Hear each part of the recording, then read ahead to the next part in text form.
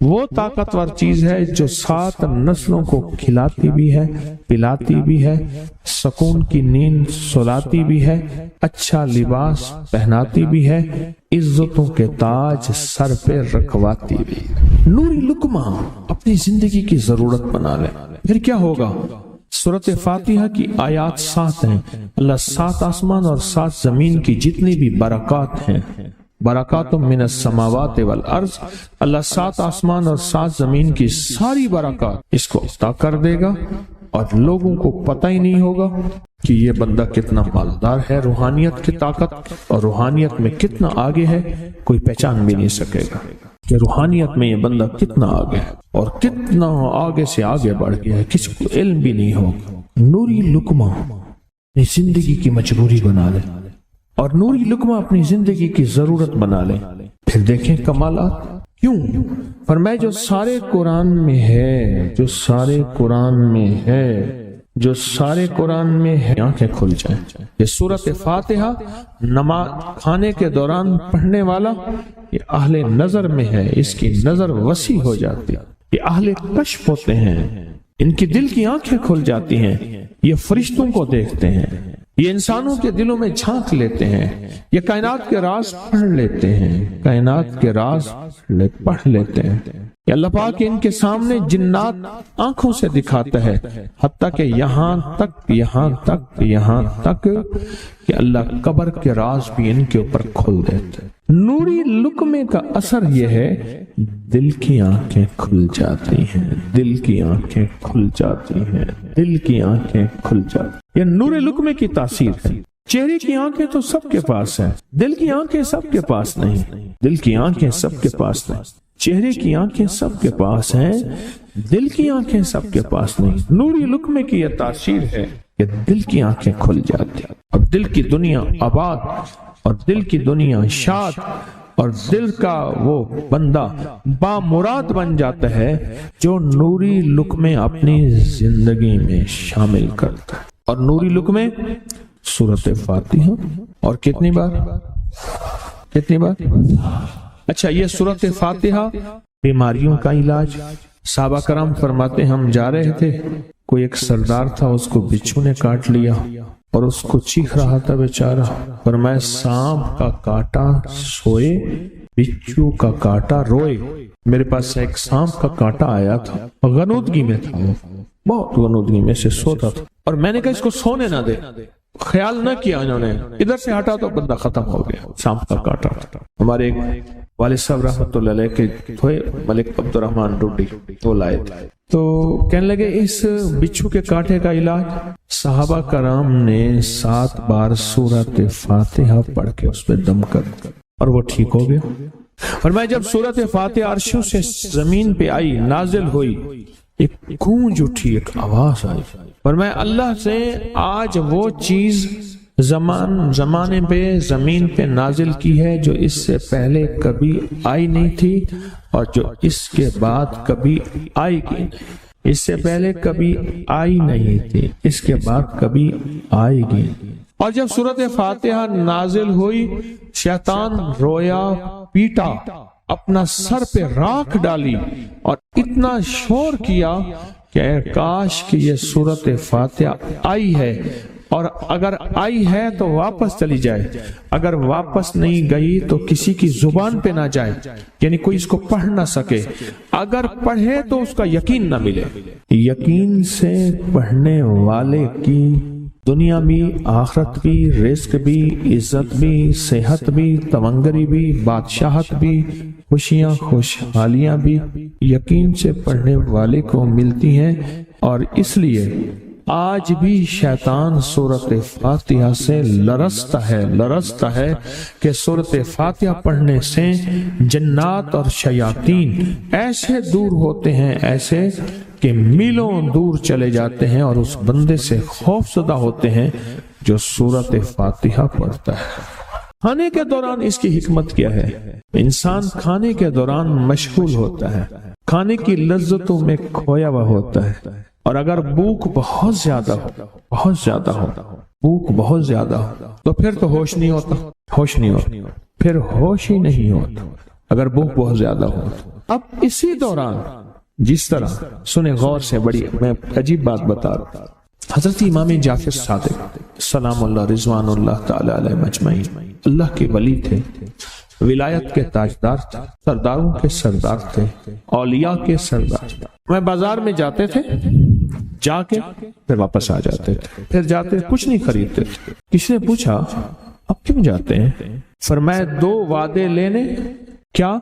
میں جا کے بازار میں ہر بندے کو سلام کرتا ہوں، وہ سلام کا جواب دیتے ہیں، اور کیا پتا کسی کے سلام کا جواب ایسا ہو جو اللہ کے ہاں مقبول بھی ہو، محبوب بھی ہو۔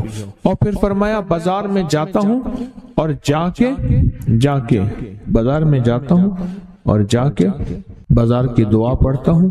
فرمایا جو چوتھا کلمہ گھر میں پڑھے گا اس کو 10 نیکیاں ملیں گی، اور جو بازار میں پڑھے گا کتنے نیکیاں ملیں گی؟ 10 لاکھ نیکیاں ملیں گی۔ فرمایا میں 10 لاکھ نیکیاں کمانے کے لیے جاتا ہوں۔ آل رسول کی محبتیں، عبادتوں کا حرص دیکھیں، ہمیں مال کا حرص، انہیں اعمال کا حرص۔ وہی دعا، وہی چوتھا کلمہ گھر میں پڑھیں، 10 نیکی ہیں، بازار میں پڑھیں، کیونکہ وہ ہر بندہ مشغول ہے دنیا میں، مال میں، چیزوں میں، بھاؤ تاؤ میں لگا ہوا ہے۔ وہی بازار میں پڑھیں تو 10 لاکھ نیکیاں۔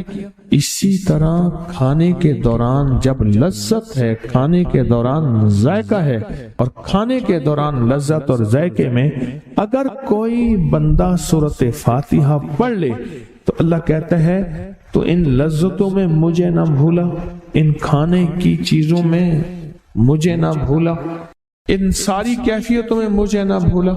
اللہ خوش ہوتا ہے، اور پھر اللہ جل شانہ اسے 7 آسمان اور 7 زمین کی برکتیں حوالے کر دیتا ہے، اور جس کے پاس 7 آسمان 7 زمین کی برکتیں ہوں، یہ ساری عبادتیں کھانے کے دوران کوئی معنی نہیں رکھتی، پھر ایسی سمیٹ کے اللہ کائنات کو اسے دے دیتا ہے۔ نوری لقمے کی تلاش کریں، نوری لقمہ زندگی میں لے آئیں، بڑی خوشحال زندگی گزرے گی، بہت لاجواب زندگی گزرے گی۔ 7 دفعہ سورۃ فاتحہ سے قرضے اتر جاتے ہیں، 7 دفعہ سورۃ فاتحہ سے بیٹے مل جاتے ہیں، 7 دفعہ سورۃ فاتحہ سے نعمتیں، اور 7 دفعہ سورۃ فاتحہ وہ طاقتور چیز ہے جو 7 نسلوں کو کھلاتی بھی ہے، پلاتی بھی ہے، سکون کی نیند سلاتی بھی ہے، اچھا لباس پہناتی بھی ہے، عزتوں کے تاج سر پہ رکھواتی بھی ہے۔ کہیں انشاءاللہ۔ آپ سوچیں کون سا مشکل عمل، بہت زبردست عمل ہے، 1 منٹ کا کام ہے اور کام بن جاتا ہے۔ اور میں نے اس کی اجازت جتنی مشکل سے لی تھی نا، اس عمل بہت مشکل سے اجازت، اور جس دن لی تھی اسی دن فیصلہ کیا تھا انشاءاللہ اسے چھپاؤں گا نہیں، انسانیت مخلوق کو بتاؤں گا۔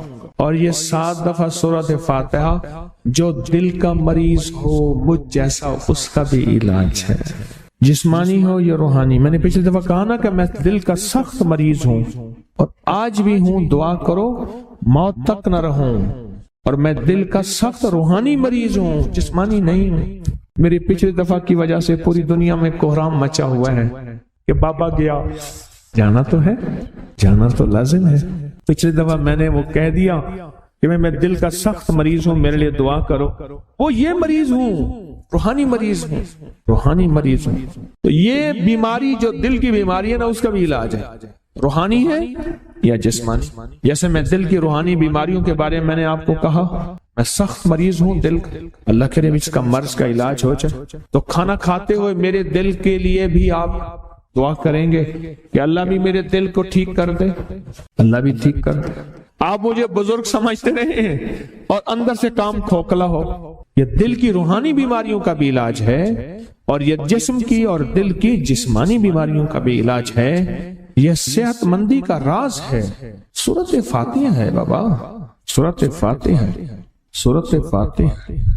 جو بندہ سورۃ فاتحہ پڑھتا ہے ایک بار، اللہ جل شانہ ان 7 آیات کی تاثیر اور طاقت اسے عطا فرماتے ہیں، اور 7 سمندروں میں جو غذا، رزق طاقت اور قوت اللہ نے رکھی ہے اس کا حصہ اس بندے کو دیتے ہیں جو صرف ایک بار سورت فاتحہ پڑھتا ہے۔ ریس کی وسعت کے لیے جو میں بتاتا ہوں کہ بندہ ہے 129 دن اور 129 دفعہ سورت کوثر پڑھ اور پھر آنکھوں سے رب کی طاقت کے جلوے دیکھ۔ 129 دن اور 129 بار آپ بتائیں جو یہ پڑھتے ہیں 129 بار سورت کوثر کتنا وقت لگتا ہے؟ صحیح بتائیں، اگر نہیں پڑھتے نہ بتانا۔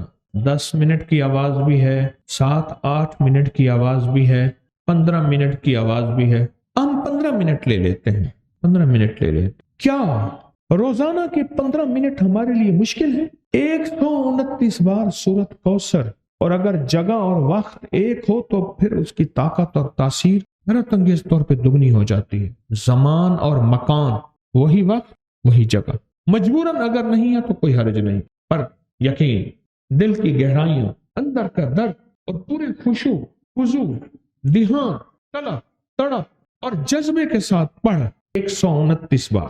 اصل میں یہ 129 کا جو عدد ہے نا، لفظ لطیف کا عدد ہے، یا لطیف ہو نا، لطیف 129 بار اور 129 دن۔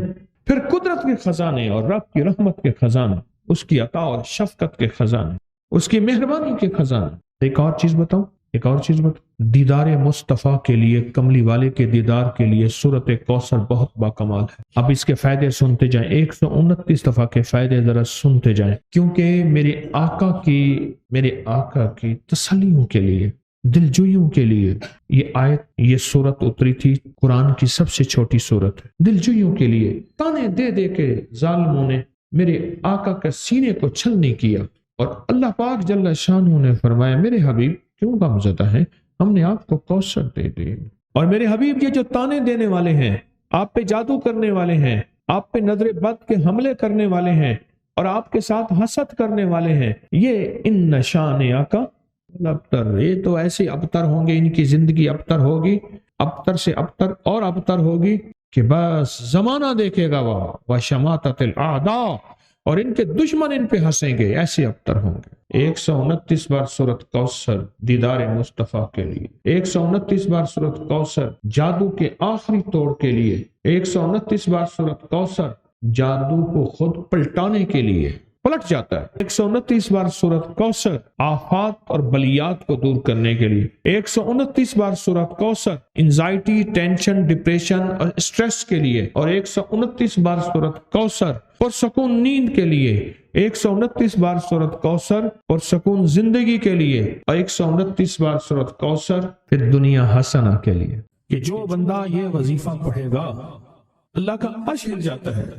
لا علاج بیماریاں ہوں، دکھ ہوں، غم ہوں، قرضے ہوں، مصیبتیں ہوں، ناکامیاں ہوں اور پریشانیاں ہوں، اور ایسے حالات کے جو انسان کہے کہ بس اب تو موت ہی ہے، اس کے علاوہ کوئی راستہ نہیں، کوئی ایسی پریشانی ہو، اللہ کا نظام ہے کہ اس پہ وہ ملتا ہے جو ایمان انسان گمان نہیں کر سکتا، سوچ نہیں سکتا۔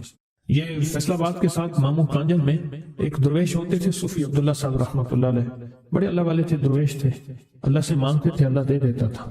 تو مجھے ان کے ایک شاگرد نے بتایا، اردو بازار لاہور میں ہوتے تھے، کہنے لگے کہ میں ایک دفعہ گیا تو مجھ سے فرمانے لگے کہ میرے سارے کے سارے طالب علم استاد جمع ہو کے آگے کہ ہمارے جو ہے وہ ہمارے راشن نہیں، کھانا پینا کچھ نہیں، تنخواہیں نہیں ملی، سب چیز ختم ہو چکی ہے، تو اب ہمیں اجازت دے دیں، آپ کے پاس تو ہے نہیں۔ اچھا فرمایا مجھے چند دن دے دو، جتنے اور دن صبر کر لیا، چند دن مجھے دے دو۔ تو فرمایا پھر بیٹھ گئے مصلی، اور جو سورت فاتحہ پڑھی نا جب آتے تھے نا، ایاک نعبد و ایاک نستعین، اس کو جو وجدانی کیفیت کے ساتھ، دل کی گہرائیوں اندر کے درد کے ساتھ پکارتے تھے، اتنا درد، اتنا غم، اتنا درد، اتنا غم جو پکارتے تھے کہ ایسے محسوس ہوتا تھا کہ زمین ساری کی ساری ہل رہی اور ہر طرف ایک نظام چل رہا ہے۔ اور جب پھر اس سورت کو پورا کرتے تھے، پھر سورت فاتحہ پڑھتے تھے، اور جب پہنچتے تھے ایاک نعبد و ایاک نستعین، پھر ایسے جو ہے اس کو دہراتے تھے۔ پر بات یہ ہے وہ دعا پڑھتے نہیں تھے، مانگتے تھے۔ ایک ہے دعاؤں کا پڑھنا، ایک ہے دعاؤں کا مانگنا۔ وہ دعا پڑھتے نہیں تھے، مانگتے تھے، اور اللہ مانگنے والے کو دیتا بھی ہے، اللہ مانگنے والے کو عطا بھی کرتا ہے، اور اللہ کی رحمت مانگنے والے کے ساتھ سدا رہتی ہے، ہمیشہ رہتی ہے۔ وہ دعا پڑھتے نہیں تھے، مانگتے تھے۔ بس کہا کہ ایسے مانگے، ایسا مانگا کہ اللہ پاک کو ترس آیا۔ چند ہی دنوں میں فرمایا اللہ نے دکھایا کہ یہ دیگ ہے سونے کی بھری ہوئی ہے، اور میں نے آپ کے حوالے کر دی، اور تھوڑا سی ایسی جگہ ہٹائی تو وہ دیگ نکل آئی، تو فرمایا پھر مٹھیاں سونے کی بھر بھر کے دیتے تھے، اور کہتے تھے اس کو حسب ضرورت خرچ کرنا، خیال کرنا، کہیں فضول خرچی نہ کرنا، اسراف نہ کرنا، اللہ کے خزانے ہیں اور برکت والے ہیں، کہیں اللہ ناراض ہو کے چھین نہ لے، کہیں اللہ ناراض ہو کے چھین نہ لے۔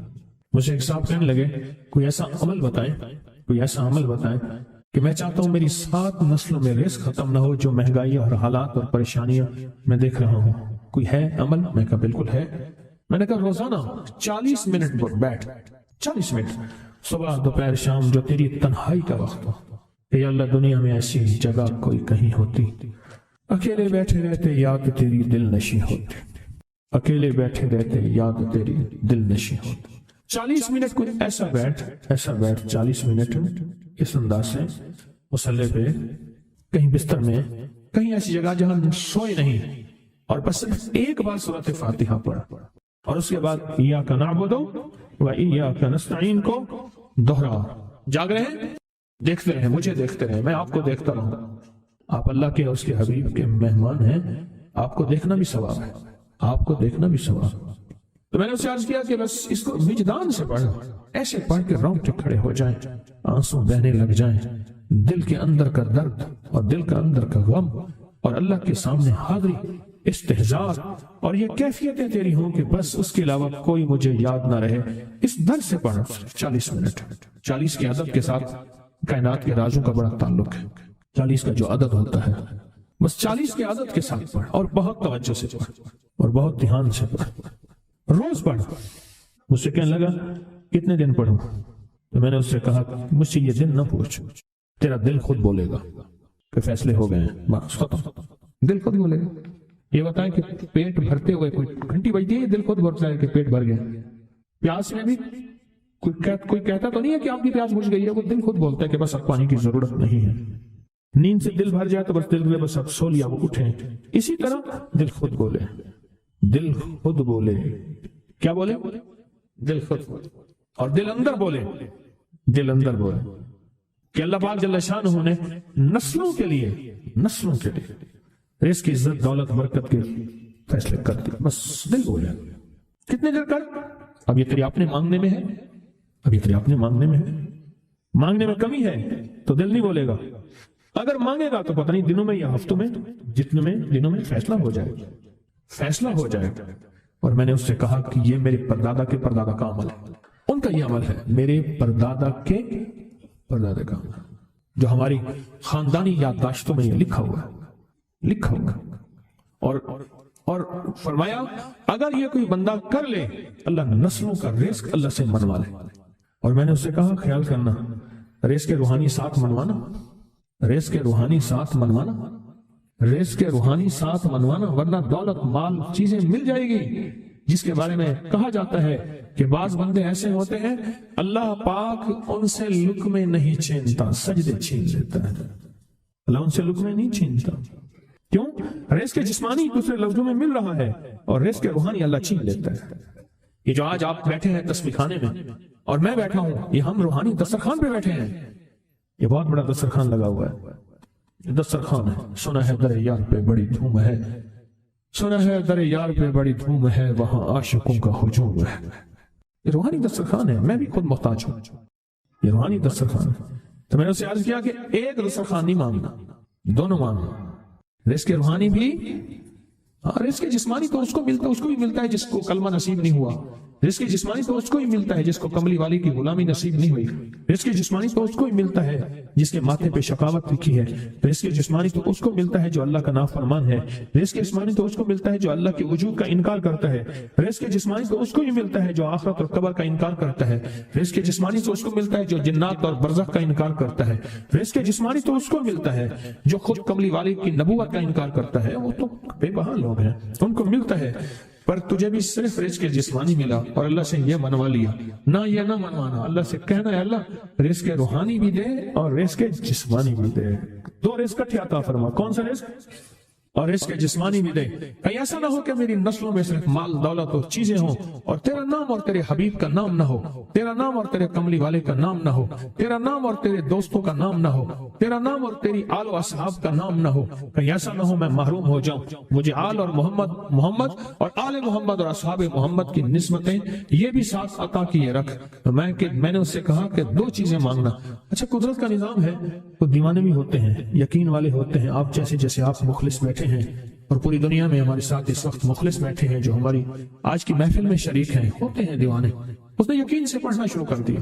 مجھ سے کہنے لگا ایک وقت ایک جگہ ہو, بہت بہتر. میں نے اس سے کہا, میں نے کہا پھر بھی اگر ایک وقت ایک جگہ میسر نہ بھی ہو تو اگر عمل کسی وقت چوک جائے, عمل کی جگہ چوک جائے, عمل کا وقت چوک جائے, مجبوری میں نہ ہو تو بہتر ہے, پر توجہ نہ چوکے, دھیان نہ جائے, استحضار نہ جائے, یقین نہ جائے, اور سچا یقین ہو کہ میرا اللہ خود کہتا ہے یہ مانگنا بھی تو اسی نے دیا ہے نا, اسی نے مانگنا دیا ہے. جب اس کریم نے مانگنا ہی خود دیا ہے تو عطا بھی خود کرے گا. نہیں خوف نار جہیم کا کہ کرم ہے مجھ پہ کریم کا, وہ خود عطا کرے گا مجھے. اس نے مانگنا دیا, دے گا. یقین ہو ایسا ایسا ایسا ایسا, اتنا زبردست یقین ہو, اتنا یقین ہو اللہ کے ملنے پہ اور اللہ کے مانگنے پہ, اتنا یقین ہو کہ گمان اور خیال سے بالا تر یقین ہو, بہت زیادہ یقین. یاد رکھیے گا میری بات, میری طرف دیکھتے رہیں. یاد رکھیے گا جس کو ملا ہے یقین کی طاقت میں ملا ہے, اور جس سے چھنا ہے بے یقینی نے اس سے سب کچھ چھین لیا. بے یقینی نے اس سے سب کچھ چھین لیا. جس کو ملا ہے یقین کی طاقت سے ملا ہے. یقین ہو کہ میں کر رہا ہوں اور اللہ مجھے دے دے گا. کہا کہ کیسا یقین ہو, کہا جیسے بکری کے تھن دودھ سے بھرے ہوئے اور میں کہوں کہ میرے ہاتھ سے دباؤں گا اور دودھ نکلے گا, اس سے زیادہ یقین. اور کہا کس سے زیادہ یقین, کہا کہ ایک بڑا نوٹ ہو اور بڑا نوٹ کے اندر جو ہے ایک آنے کی چیز آنی ہے, تو میں کہوں گا اس سے تو اس کی نوٹ کے اندر تو ہزاروں آنے ہیں, اور میں ایک آنے کی چیز, ایک ٹکے کی چیز لوں گا اور میرا کام بن جائے گا. اس سے زیادہ یقین ہو, اور اس سے کہیں زیادہ یقین ہو کہ سخت پیاس ہے اور میں پانی کو دیکھوں اور پانی کو دیکھتے ہی مجھے یقین ہو کہ اس سخت پیاس میں میرا پیاس بجھ جائے گی, پیٹ بھر جائے گا. اس سے کہیں زیادہ یقین ہو. میں پھر بھی یقین کو نہیں سمجھا سکا, علم بھی محدود ہے, الفاظ بھی میرے پاس محدود ہیں. اس سے کہیں زیادہ یقین ہو, اس سے کہیں زیادہ یقین, اور بہت زیادہ یقین. اتنا یقین. کیا خیال ہے, آپ چاہیں گے اپنی نسلوں کے لیے بخت, رزق, نصیب اور مقدر منوا لیں؟ کیا خیال ہے؟ وہ بڑا کریم ہے. میں نے ابھی نہیں بتایا کہ قرآن کا واقعہ سنایا, حضرت موسیٰ اور خضر علیہ السلام کا قرآن کا واقعہ سنایا کہ ان کی 7 نسلوں کا جو ابا تھا نا, وہ 7 نسلوں میں پہلے والا ابا, دادے کے دادے کے دادے کا دادا, وہ نیک تھا, وہ دعائیں مانگتا تھا, وہ اللہ کے ساتھ تعلق میں تھا, اس کا تقوی تھا. وہ اس کی نیکی کا اثر, اس کی نیکی کا اثر, اس کی نیکی کا اثر نسلوں میں منتقل ہوا, نسلوں میں منتقل ہوا. پڑھ لیں, مانگ لیں, اللہ سے کر دیں کہ اللہ میرے لیے اور میری نسلوں کے لیے رزق روحانی اور رزق جسمانی کے فیصلے کر دیں. رزق روحانی اور رزق جسمانی کے فیصلے کر دیں. شاہ عبد الرحیم تھے شاہ ولی اللہ رحمۃ اللہ علیہ کے والد محترم. انہوں نے شاہ ولی اللہ سے کہا, بیٹا میں تجھے روحانی مشقیں کرا رہا ہوں, ایک مشق ایک بھی کر لے, اپنے لیے اور اپنی نسلوں کے لیے اللہ سے رزق منوا لے, اللہ سے رزق منوا لے. تو پوچھا کہ حضرت میں رزق کیسے منواؤں؟ فرمایا کہ کچھ وقت ایسا نکالا کر, ایسا وقت نکالا کر 2 گھڑی اور 3 گھڑی کا, ایک ساتھ 2 گھڑی اور 3 گھڑی, ایک ساتھ تقریباً 21 منٹ کی ہوتی ہے, تقریباً 21 منٹ کی. 2 ساعتیں مل جائیں تو 40 منٹ بنتے ہیں. تو ایک ساتھ 2 ساتھ 3 ساتھ کی گھڑی میں کہ بیٹھ کے نا سورۃ فاتحہ اور اس میں ایاک نعبد و ایاک نستعین کا تکرار اور استحضار کیا کر, اور ایسا کیا کر تیری آنسوں بہیں, تیرا دل روئے, تیری آنکھیں روئیں, تیرے رونگٹے کھڑے ہوں اور رواں اور اس کے اندر سے تیرا پل پل, تیرا من, تیرا جذبہ, تیری سوچیں بولیں. کیا بولے؟ ایاک نعبد و ایاک نستعین. تو ایک میلہ تھا اللہ کے نیک بندوں کا, تو اس میں 70 اولیاء جمع ہوئے, 70 اولیاء جمع ہوئے. اور اللہ کے ولی نے کہا کہ آپ کوئی ایسا وظیفہ بتائیں, ایسی تسبیح بتائیں, ایسا ذکر بتائیں جو اللہ کے عرش کو ہلائے اور جو اللہ کی ذات کو متوجہ کر دے, جو اللہ کے تعلق کو نصیب کر دے. ایسا ذکر، کوئی ایسی تسبیح بتائے۔ فرمایا سب نے بتایا کہ سورۃ فاتحہ ہے، اور اب سب سے پوچھا سورۃ فاتحہ میں کوئی ایسا جز بتائیں جو سورۃ فاتحہ کا دل ہو۔ سورۃ یاسین قرآن کا دل، لیکن سورۃ یاسین کا دل سلام قولا من رب الرحیم۔ ہر سورت کے اندر اللہ پاک نے کچھ نعمتیں، کچھ نقطے رکھے ہیں، تو فرمایا سورۃ فاتحہ کا دل۔ تو میلے میں جتنے بھی اولیاء 70 بیٹھے تھے، سب نے کہا کہ اگر سورۃ فاتحہ کا دل پانا ہے تو وہ صرف کیا ہے؟ ایاک نعبد و ایاک نستعین۔ اس کا مفہوم عام سادہ سے یہ ہے کہ مولا غلامی تیری، در کسی اور کا۔ جب غلام تیرے ہیں، منگتے تیرے ہیں، بھکاری تیرے ہیں، محتاج تیرے ہیں، پھر در بھی تیرا ہے، پھر در بھی تیرا ہے، اور کسی کا در مولا نہیں ہے، پھر در بھی تیرا ہے۔ تیرے در کے ہم محتاج، تیرے بر کے ہم غلام ہیں۔ تو میں نے اس سے کہا کہ یہ وظیفہ کر، سارا دن پڑھی یا کنا ہو دو، اور کام بھی کرتا رہے، وضو بے وضو چلتا بھی رہے، یہ پڑھتا بھی رہے، پڑھتا بھی رہے، پڑھتا بھی رہے۔ چند دن چند ہفتے یہ عمل کر، اور رات سوتے ہوئے سورۃ فاتحہ پوری کر 40ویں، اور پھر درود پاک پڑھتے پڑھتے سو جا۔ 70 اولیاء نے فرمایا کہ جو بندہ یہ وظیفہ پڑھے گا، اللہ کا عرش ہل جاتا ہے، اور فرشتوں میں کوہرام مچ جاتا ہے، اور فرشتوں میں اللہ کی بارگاہ میں فریادیں ہوتی ہیں کہ یا اللہ یہ بندہ ہے اور اس نے یہ عمل کیا ہے، یہ وظیفہ کیا ہے، اور ابھی تک اس کی دعا قبول نہیں ہوئی، یہ مانگا ہے ابھی تک دعا قبول نہیں ہوئی۔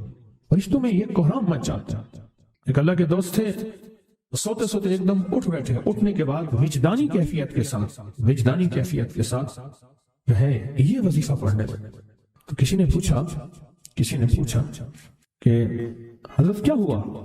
فرمایا میں نے دیکھا کہ اللہ کے عرش کے نیچے جنتی ہیں اور وہ ٹہل رہے ہیں، اور سب کی زبان پہ یہی وظیفہ ہے، ایاک نعبد و ایاک نستعین۔ سب کی زبان پہ یہی وظیفہ ہے، اور سب یہی پڑھ رہے ہیں۔